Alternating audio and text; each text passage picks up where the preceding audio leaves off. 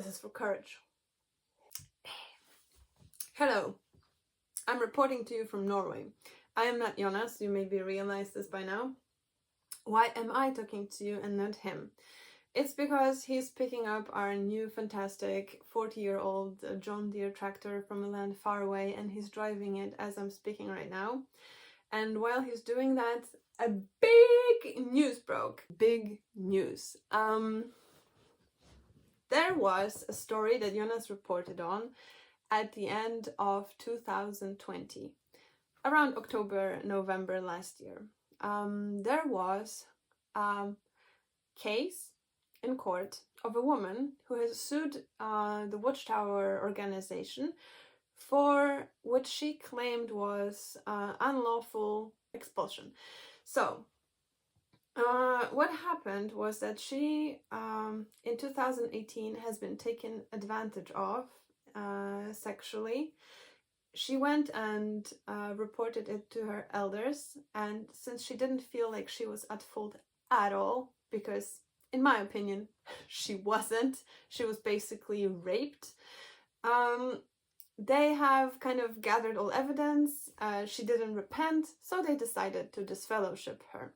Obviously she was not happy about that, and let's be honest, who would?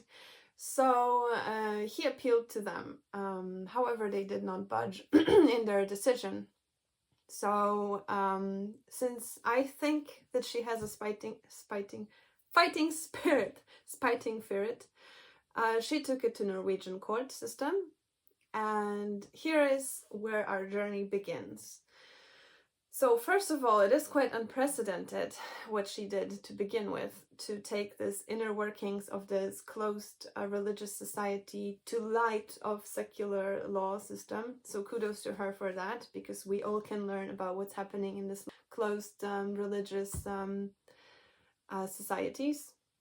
And another thing is that she actually won the appeal court ruling today. So the first ruling that happened a little bit earlier this year, she lost. And how I understood it is that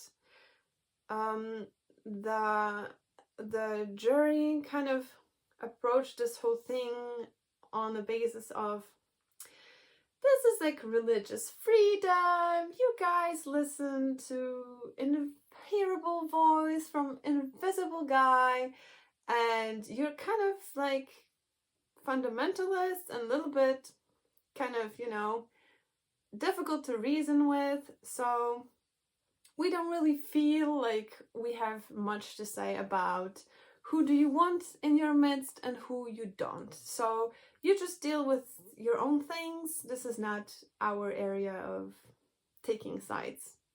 You be you. They don't want this particular member anymore. What are we gonna do? You know, you can't kind of make people friends by order of a court. So they have dropped it, but she persevered and she appealed. And today, on Friday, the court has ruled in her favor, and they said that she was in fact unlawfully expelled from Jehovah Witnesses. And what was the argumentation this time? This time they said that it's really nice. You can believe in whatever you want. You can believe in a magic teapot in the space. You can imagine that there are a group of guys that will fly to heaven and come down with swords to kill everyone. That is absolutely what you can do. But if you are registered in secular system based on laws and some degree of logic, then you have to follow the rule of law. And you can't just cherry pick. And if you make a procedural mistake in your ruling, then you have to take consequences of that, and you can't just swipe it under the rug. So basically, the argumentation was that if you want to play by the rules of secular world, and if you want to take part of Norwegian system, by receiving large amounts of money, like every religious organization do here in Norway, then you have to follow the rule of law.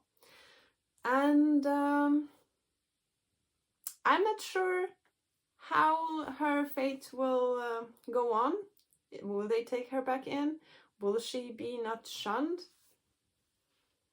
Who knows?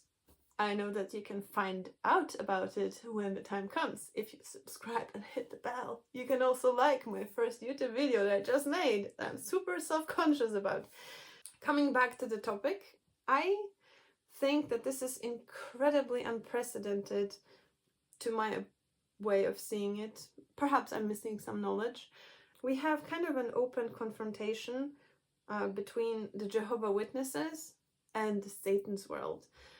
How I see it is that the witnesses, they are often kind of fed this persecution fantasy. They're sitting behind a locked door and imagining how everyone is out there to get them, while in fact no one even knows they're supposed to be out to get them. So they're kind of living in their own fantasy land. And the Satan system, who deeply don't care. On top of that, you have the witnesses who are supposed to be so crystal clear, morally superior, so holy, God's chosen people, just perfect. And the Satan world is supposed to be corrupt, untrustworthy, evil. And in this thing, somehow the Satan system, it just looks so much better than the Watchtower. They are bringing the moral superiority to this whole discussion. They are the good guy. And I am proud of Norway, even though it's not my country of origin. I am really happy for this system. A secular, lovely system of law.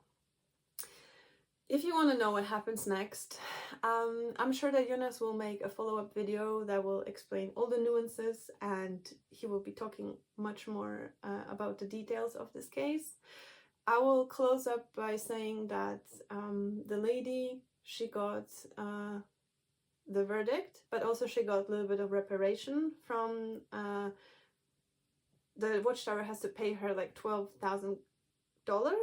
Also, the Watchtower has to pay Norway like $90,000 to $100,000 for the legal costs, and that's about that. Thank you for bearing with me. It's extremely stressful. Like, subscribe, comment. What do you think about this thing?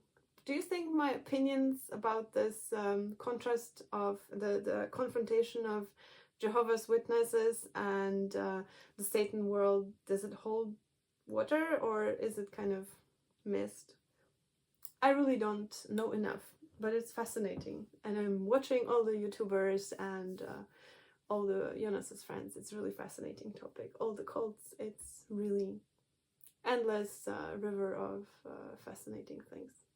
Thank you, and see you in paradise!